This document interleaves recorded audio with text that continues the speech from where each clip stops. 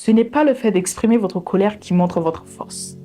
La colère que vous exprimez montre simplement votre faiblesse. Moi, une technique que j'utilise pour me protéger constamment de la colère des gens ou de la provocation des gens, c'est de comprendre que la réalité des gens, la vie des gens, l'insulte des gens, la façon de faire les gens, ce n'est pas ma réalité. Après tout, ce sont des personnes qui ne me connaissent pas.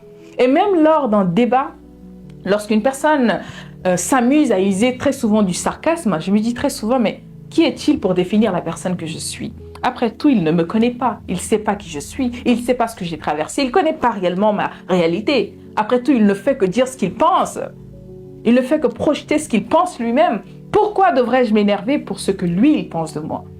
Et cette façon de réfléchir va tout de suite changer votre façon de voir et de réagir vis-à-vis des provocations. Soyez de ceux qui contrôlent leur colère. Malheureusement, ce que j'ai remarqué lors d'un débat, notamment avec les étudiants que j'accompagne, beaucoup de personnes ont du mal à gérer la colère.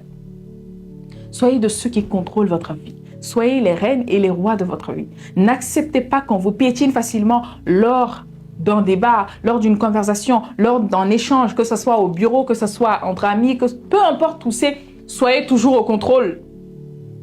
On ne doit pas simplement vous titiller dans un débat et vous allez dans tous les sens. Bon, mais fais pas ça. Tu sais qui je suis? D'ailleurs, toi, tu es qui? Toi, tu es qui? Contrôlez. Ce n'est pas le fait d'exprimer votre colère qui montre votre force. La colère que vous exprimez montre simplement votre faiblesse.